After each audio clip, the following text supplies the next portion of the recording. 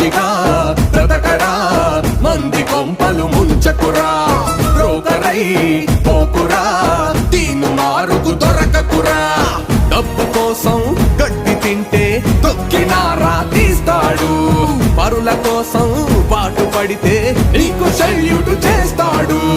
మనిషిగా బ్రతకరా, మంది కొంపలు ముంచకురా, బ్రోకరై పోకురా, తీను మారుకు దొరకకురా.